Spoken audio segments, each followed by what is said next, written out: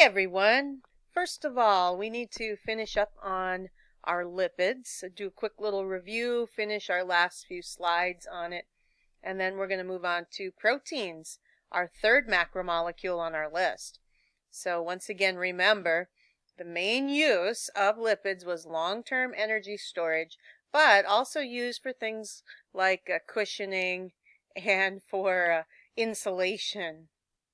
Remember the structure of fats and lipids. You have your 3-carbon glycerol, and then it's connected to one or more fatty acid chains. Remember, all those carbon and hydrogen bonds, lots of potential energy there. When you build a fat or a lipid, it's just like the other macromolecules. You have to do a dehydration synthesis. So that means you have to take out water using an enzyme, and that frees up bonding spots so that we can get the joining of the molecules that we want to join.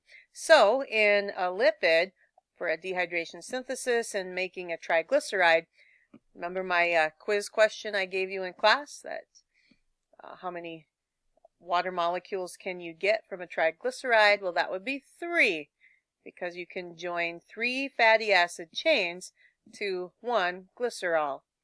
Remember, that always takes enzymes. Remember, fats are the opposite of water. They're nonpolar, that means they don't have a charge, and they are hydrophobic, meaning they repel water. They don't mix well with water.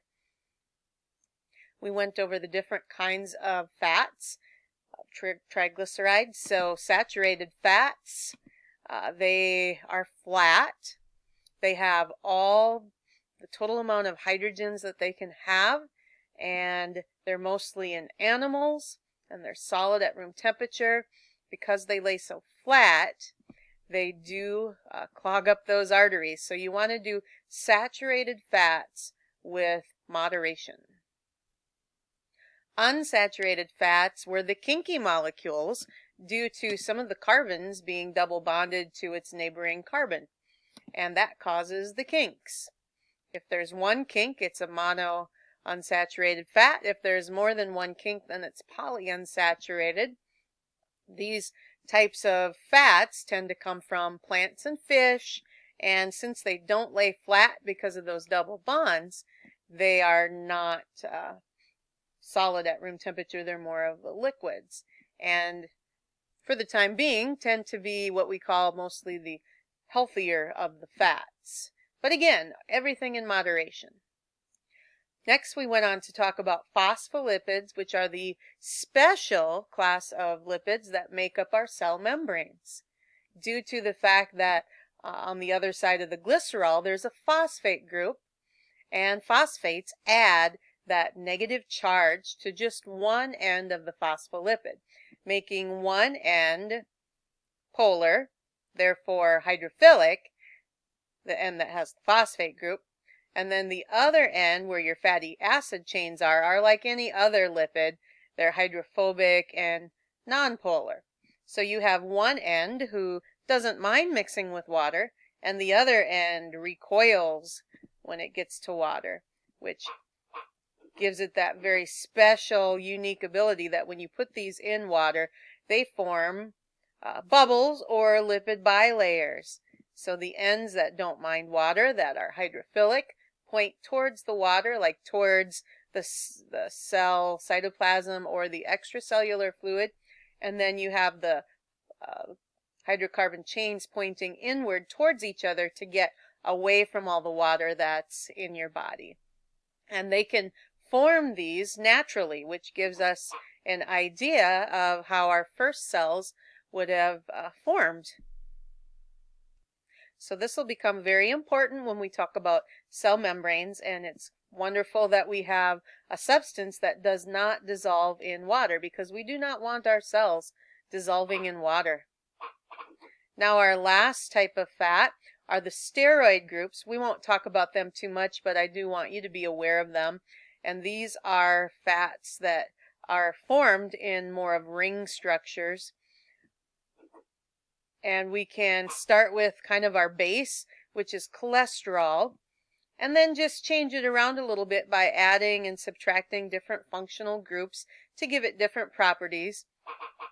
And then we get different types of steroid hormones, like estrogen and testosterone. We've seen these before, progesterone.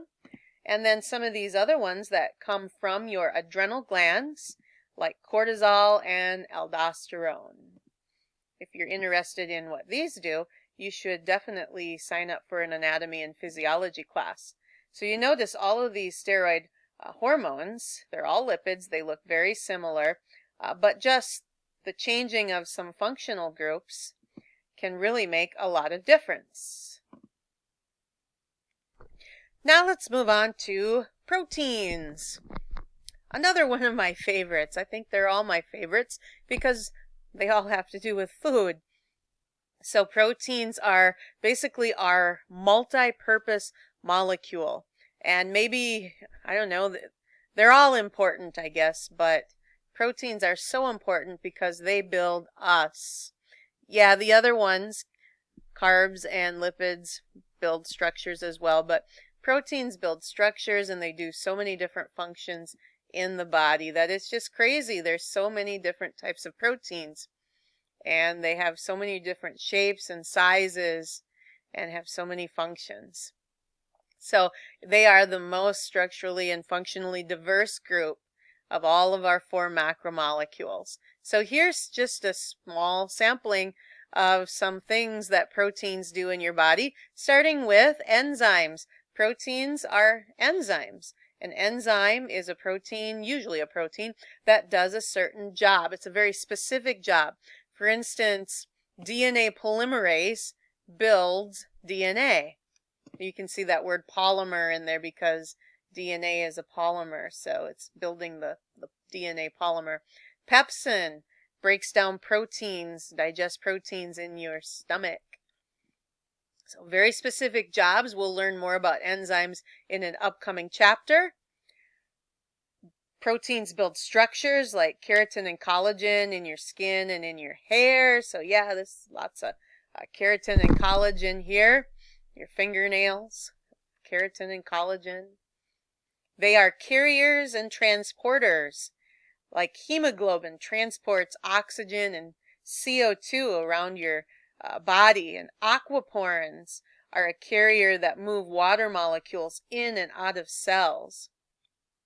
They're involved with cell communication because they basically let other cells know that I'm here and this is me and I belong in this body. They can act like signals, like insulin, signaling a cell to take in sugar, for one example. A receptor letting the body know that yes, this cell belongs here, and it marks that cell that yes, it belongs to you. Or a receptor that receives a certain hormone. They act in defense. When you fight off a disease, your B cells literally make these proteins that we call antibodies that can lock on to pathogens like viruses and bacteria and deactivate them. And they are very specific. All of this with proteins, always remember, shape and structure is so important. They must be shaped and structured in such a way so that they can work. So only specific antibodies will work with certain viruses or bacteria. You have to make them just right. Movement, like actin and myosin, which is in your muscle cells that act as those little cross bridges that help your muscles move. They slide past one another. And then storage, like the storage proteins in a bean seed. That's just a few examples of so many things that proteins do in our bodies. I could go on and on all day. Proteins are actually polymers. They are very big molecules usually, and they are built from repeating units called monomers, and the repeating unit is called an amino acid. And again, the cool thing is that in building them, it's just like carbs and lipids. To build them and put the units together, you have to do a dehydration synthesis. So that means you remove an H from one and an OH from another and take the water out. For making up our bodies, there's 20 different amino acids that do that. Granted, there are more amino acids in the world, but 20 make up our bodies. So, again, it's a polymer, and so the first thing that we build when we're building a protein is a chain of amino acids, and when we get that chain of amino acids built, we call it a polypeptide at that point. There's actually more that needs to be done to make a protein right. First, you have to chain the amino acids together correctly, get the chain right, then you have to shape it. So before it's shaped right, it's basically just called a polypeptide. But after you get it all shaped and the structure just right, then we can finally call it a finished protein. And that finished shape is called their 3D shape. And proteins are almost like works of art, like cells making art. Can you imagine that? I mean, look at these things. The structure of hemoglobin is actually 4 different polypeptides.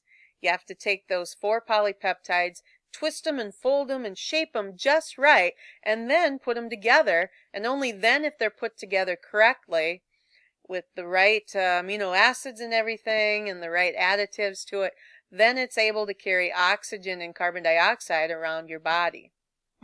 This other one over here, it's called rubisco. This might just be one of the most important enzymes in the world, because rubisco is an enzyme that plants and producers have. We do not have any rubisco, but plants and other producers have rubisco, and what it does is grabs carbon dioxide out of the air so that a plant or a producer can use it during photosynthesis. So that is such an important enzyme, but yet we hardly hear anything about it. Good thing you're in biology class so you can learn about rubisco. And when we get to a chapter down the line, we'll talk more about that one. Let's look at the monomer first of proteins, the amino acids. And so all amino acids have certain things in common. A few of those things are that they have a central carbon right in the middle.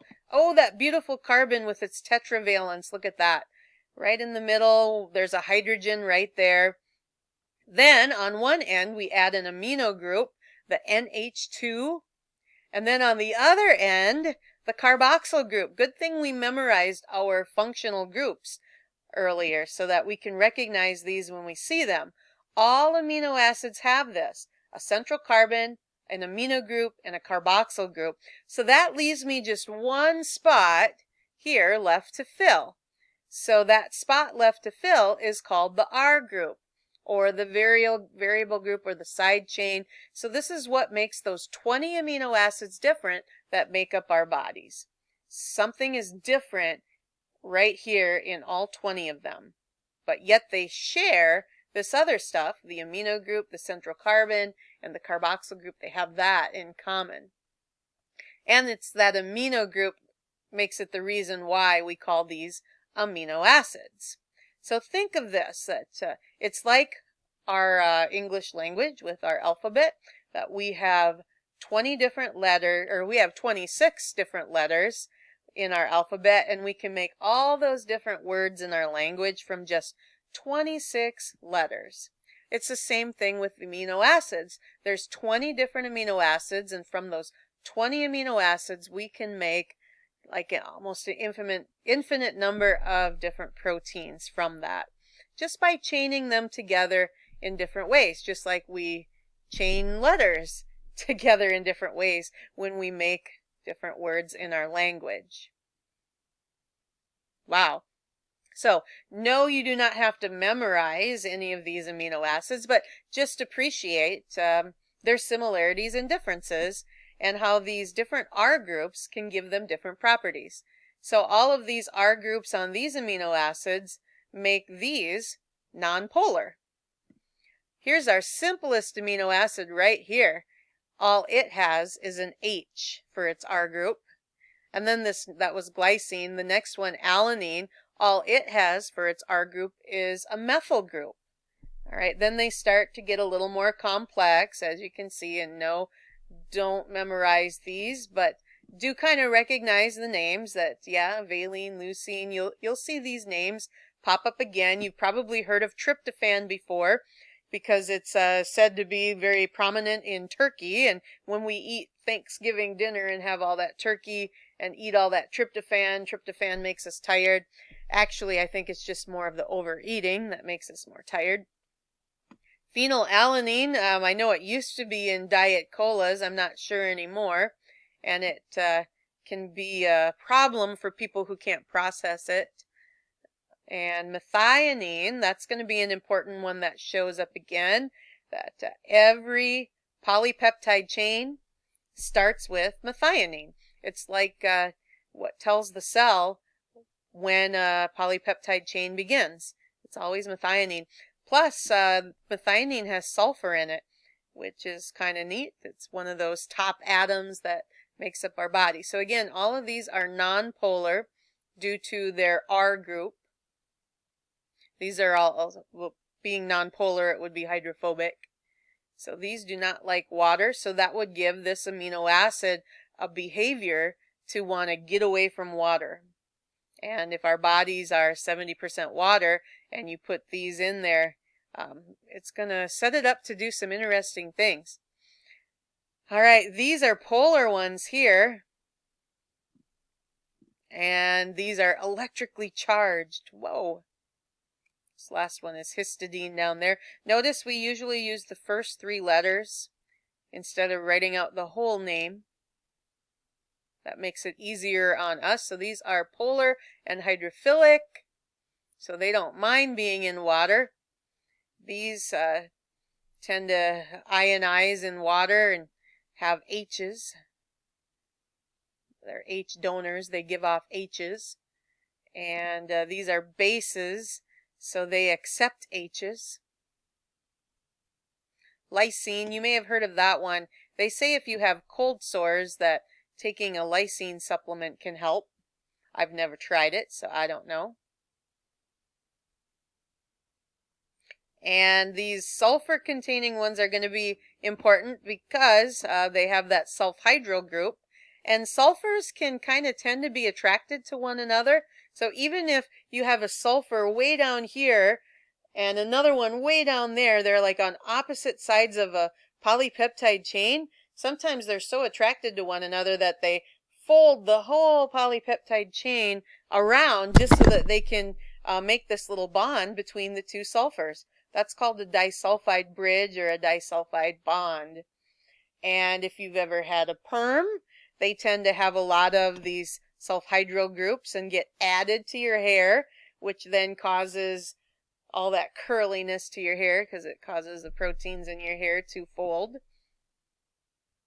And, well, then the sulfur makes it smell like rotten eggs, but that's another story. All right. So let's talk more about joining these amino acids together.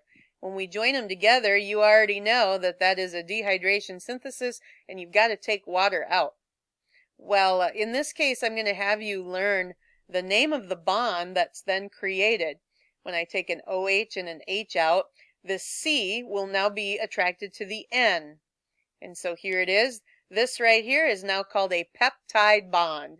In fact, watch for that prefix pep, because it usually has something to do with proteins and polypeptide chains. All right. So a dehydration synthesis, every time you join 2 amino acids together, you get a molecule of water and you make a peptide bond and you begin the building of a polypeptide chain. And remember, you really don't have a protein until it's all done and you've folded it and got it in the right shape. So building these proteins can be kind of complex, definitely. So that means after I join them together, I'm going to have an N side where I've got, this is the N terminus, the nitrogen end of my polypeptide chain. And over here, I'm going to have a C. That's my carboxyl end or my C terminus. This only has 3 amino acids joined down here. I have a long ways to go before I would have my polypeptide chain or my protein done here. These things usually only grow in one direction. So function depends on structure. So then once I build my polypeptide chain, then I need to do a few things with it. I need to get the right 3D shape, which might mean it might be twisted, folded, or coiled. There's lots of ways to shape these things. So let's start at the beginning. Our primary structure. There's going to be 4 degrees of building a protein, starting with the first degree, or the primary structure. And this is basically genetics right here, that we have to get the right order of amino acids. It must be the right order. And so the recipe to get the right order of amino acids is in your DNA. Each gene will tell your cells what order to put the amino acids in. And that's a chapter down the line, and you probably remember this from your sophomore biology a little bit, hopefully. But that's very important, we get the right order. The actual polypeptide chain we're seeing off to the right here is one called lysozyme. This can be found in your saliva, and it acts kind of like an antibiotic in that it kills bacteria. And this is actually one of the shorter proteins. It only consists of one polypeptide chain, which is very unusual, very short. Somebody actually took the time to count all these amino acids, and it only ends up being 129 amino acids that builds lysozyme. Again, this is in your mouth. Usually it's thousands of amino acids long. So this is a really short one, but kind of cool. All right, and if I change one amino acid in this sequence, it could throw off the whole protein, because one amino acid that I take out and put in a different one, it could have totally different properties than the one that was there. So this is so important. Like, for instance, there's a disease called sickle cell anemia, where if you have the normal gene for hemoglobin, this is basically the protein hemoglobin. If you have the normal gene, this should be a very short sequence of your polypeptide chain, valine, histidine, leucine, and so on and so forth. But this one right here, in the mutated form, so people who have this mutated form, there's a mistake in their DNA, and instead of glutamine, there's a valine in place of it. And valine has different properties. Valine is hydrophobic, meaning it doesn't like water, so it tries to curve inward to get away from water, which throws off the whole shape of your hemoglobin. And look what it does to your red blood cells. It makes them what's called a sickle shape or a banana shape, and these red blood cells are not going to haul oxygen or carbon dioxide around your blood like they should. So you'll have tissue death, you'll get sick, not good. And all it was is just one little mistake in your DNA that codes for the wrong amino acid, and it throws the whole thing out of whack.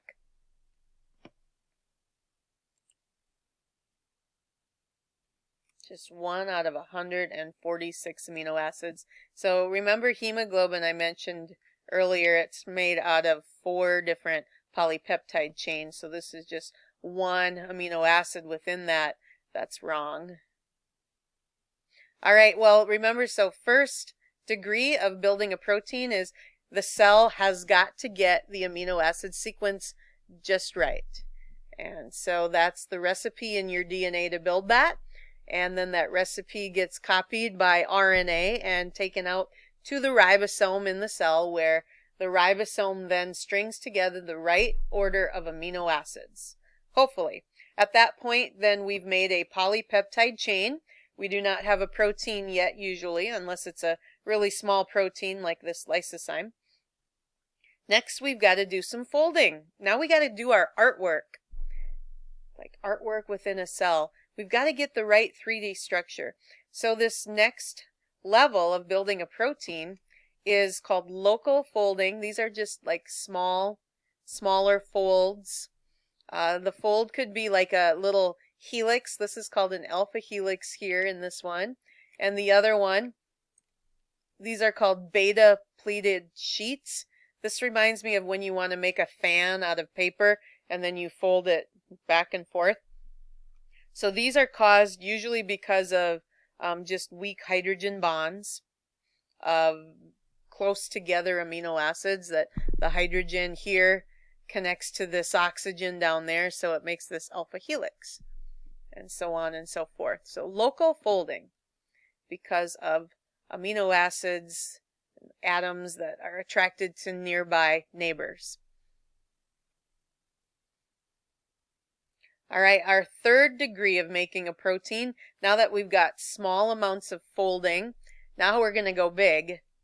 So this is called whole molecule folding, the tertiary or third degree structure. This is when you have amino acids that are far away from one another, and they do like this, whoa, whole big, oops, I'm getting all excited here, whole big molecule fold, like some sulfurs on one end, a sulfhydryl group over here, and then one on that end, and whoa, it folds the whole thing over on itself. So this whole molecule folding, this makes big folds in the 3D structure of the protein. So it could be hydrophobic interactions, hydrogen bonds, could be ionic bonds, and even covalent bonds. So all kinds of different bonding happens here, and then we get our 3D shape of our polypeptide, and we still might not be done yet with making our protein. We might have one more step, and so that would be our fourth degree of making a protein, called the quaternary structure. This is where different polypeptides join together. Like, for instance, hemoglobin, I've already mentioned, is when you put 4 different polypeptides together. And if you do it right, you'll get something that looks like this, with a 3D structure that looks like a work of art. But because of its shape and structure, it's able to grab oxygen and carbon dioxide and move it around your body to and from cells. Collagen is more of a twist, where you take 3 polypeptide chains and twist them around each other, kind of like a braid. That's also a beautiful work of art. And this could also be because of hydrophobic interactions as well, that they want to stick together. These amino acids want to get away from water, so it causes these things to stick together. So after the ribosome puts the amino acids together, then the ER and the Golgi apparatus of the cell usually finishes the folding of all of these. And by then finally, we'll have our finished protein structure. And it will be a work of art when we're done. So let's review. First degree structure, we get our correct amino acid sequence. Remember, those are peptide bonds in between the amino acids, and it's a dehydration synthesis reaction that puts them together. That is determined by DNA, so I like to say that that's the recipe to get the right amino acid sequence. It's in your DNA, in your genes. And you have about 25 to 30,000 genes to make that many polypeptides. Next, for the second degree, you do little folds like an alpha helix or a beta pleated sheet, and those are usually because of weak hydrogen bonds with neighboring atoms and amino acids. Then you do your third degree, where you do your whole molecule folding, meaning that amino acids are attracted to other amino acids that are further away, so it folds that molecule even more. And usually we've got different types of bonds that cause this, like hydrogen and ionic bonds, and even those disulfide bridges between sulfhydryl groups, and hydrophobic interactions. Don't forget those. All right, and then finally, our work of art will be finished once we join the correct polypeptides together, usually because of hydrophobic interactions. These polypeptides want to get away from water, so they'll stick to one another in order to do so, and then make our 3D structure of our protein. And then it'll be ready to go. And either the cell will keep it and use it, or it will put it into the blood and ship it out elsewhere to wherever it's needed in the body. All right, but once you make your proteins, you've got to take care of them, meaning you've got to maintain homeostasis in your body, because proteins can be very sensitive for like when you're not maintaining homeostasis. So you got to maintain proper temperature and proper pH. Otherwise, you could disrupt these intricate folds that are in your proteins. So if you do that, that's called denaturation. If you want to see denaturation, just crack an egg. Eggs have a lot of proteins. And then fry it up. Look what happens when you add heat to the proteins in eggs. They go from this yolky white, egg white mess to being fried up and scrambled and delicious, might I add. But denaturing proteins in your body is the same thing. When you break those bonds that hold the 3D shape together, now that protein won't work anymore. And maybe that was a protein that had a job like an enzyme, and now what's going to do that job? Well, nothing. So you could get really sick and die if your proteins get denatured. So temperature is huge. You have to maintain the right temperature, and all of the proteins in our body basically function around 98.6 degrees Fahrenheit. When you get too hot, you literally start frying your proteins, or denaturing them, I should say. And then when the bonds get disrupted and your protein unfolds, it won't work anymore.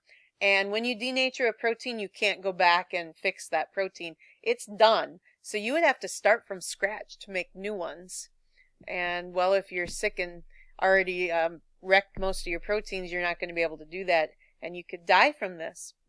pH is also something that can disrupt a protein. If you have too many H's running around your body, or too many OH's, they can go in there and try to bond with amino acids that they shouldn't be bonding with and disrupt protein folds as well. Salinity is the amount of salt and ions in your body. So you got to keep that at a homeostatic level as well. So good thing that we have buffers and things like that, and our hypothalamus in our brain monitoring all these things to make sure we maintain homeostasis and take care of our proteins. We do not want to alter their 3D shape. Again, destroying them, denaturing them is permanent. And all the jobs that they do, we don't want to mess with our proteins. Remember, in biology, size does not matter. It's the shape and the structure that matters. Oh, yes. So let's do a recap here. Let's start from the beginning. I love these slides here. Remember, the recipe to building a protein is in your DNA, which is housed in the nucleus. All of your genes have a recipe to put the right order of amino acids together. However, DNA stays in the nucleus, and so we have another molecule called RNA who reads the gene and then takes that message out of the nucleus. This is the ER, or endoplasmic reticulum, like little tubes within the cell. And then these little dots are the ribosomes. So it takes that message out to the ribosome. There we go. A ribosome has locked onto an RNA, which has a copy of the gene, which was copied back in the nucleus from DNA. And from that code, it strings together a polypeptide, the correct order of amino acids. It says protein there, but really it's still just a polypeptide. And then we take that polypeptide and move it through the ER, fold it into a vesicle, transport that to the Golgi apparatus there, where we finish our protein by folding it properly and joining it to the other correct polypeptides, get the right 3D shape. Now it's done. And now we got to decide, should we keep it in the cell or should we ship it out? Oh, looks like we're going to ship it out into the bloodstream, and it will be on its way. All right, that's kind of the whole story. And think of all the 25 to 30,000 different polypeptide chains that you are making constantly during the day so that you have functioning proteins in your body. Proteins are really good to eat, but I don't think I don't want to eat those proteins there.